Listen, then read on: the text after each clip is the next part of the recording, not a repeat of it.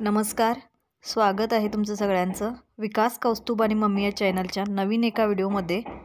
सकाळची वेळ आहे आणि आज आपण बनवणार आहोत बांगड्याचं कालवण। आज आहे बुधवार आणि हा व्हिडिओ कदाचित लेटसुद्धा होईल, घरचं काम चालू आहे आमचं। आणि सकाळीच गावामध्ये बांगडे विकायला आले होते, मिस्टरांनी बांगडे घेतलेत आणि आज आपण बघणार आहोत बांगड्याचं कालवण। रेसिपीचा व्हिडिओ असणार आहे हा। चला व्हिडिओला सुरुवात करूया आपण। बांगड्याचं कालवण बनवण्यासाठी आपल्याला लागणार आहे साहित्य।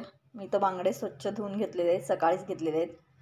आणि इथं हे पाणी आपल्याला जेवढं लागेल तेवढं वापरायचं आहे। इथं हे वाटण, सुका खोबरं आहे आणि आलं लसूण कोथिंबीर वगैरे सगळं आहे याच्यात वाटण करून घेतलं आहे। इकडं आहे ठेचलेला लसूण, इकडं आहे हळद, इकडं आहे धने जिरे पावडर किंवा सगळे मसाले मिक्स आहे त्याच्यात, दालचिनी लवंग वगैरे सगळं। आणि इथं आहे कोकम, इथं आहे मीठ, इथं आहे तिखट, हळद आणि इकडं आहे तेल। चला आपण आता बनवायला सुरुवात करूया। आता आपलं भांडं तापलेलं आहे आणि याच्यामध्ये घालणार आहोत आपण तेल।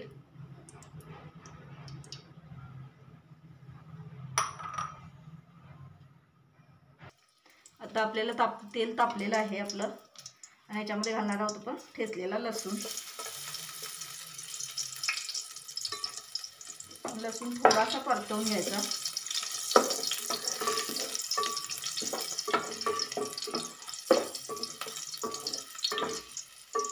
लसूण आता लालसर होत आहे आणि याच्यामध्ये आपण घालणार आहोत हे वाटण। आता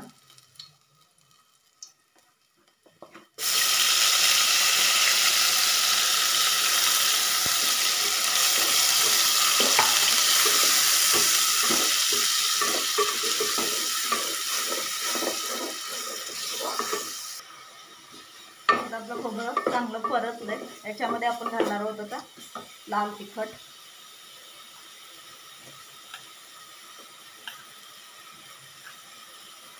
चार चमचे घातले, तुम्ही तुमच्या चवीनुसार वापरा।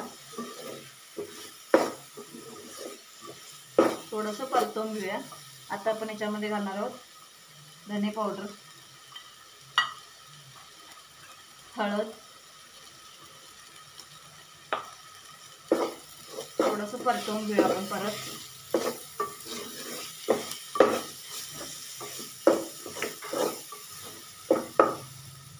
त्याच्यामध्ये आपण आता घालणार आहोत पाणी, कारण 5 मिनिटं आपलं कालवण आहे। आता मसाला परतलाय सगळा आणि थोडासा भांड्याला चिकटायला सुद्धा लागलाय, त्यामुळे आपण आता घालणार आहोत पाणी।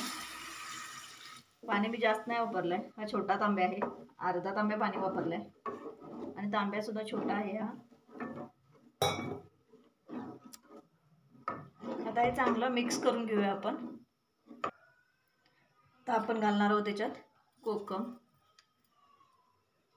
थोडेसेच टाकायचे, हे खूप आंबट असतात। याला आमच्याकडे वक्कांबे सुद्धा म्हणतात, माझ्या माहेरी करतात याची सोलं। आणि आता लास्ट आपण घालणार आहोत मीठ चवीनुसार। आणि आता याला 5 मिनिटांसाठी झाकण लावून ठेवूया।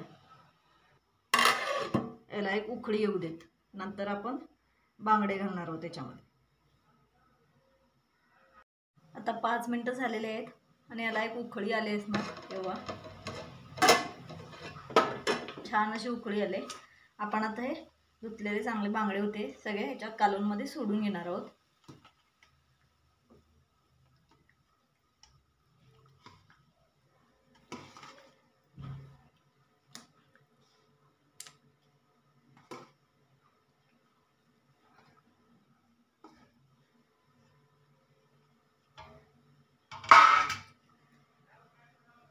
आता परत आपण 10 मिनिटांसाठी झाकण ठेवूया।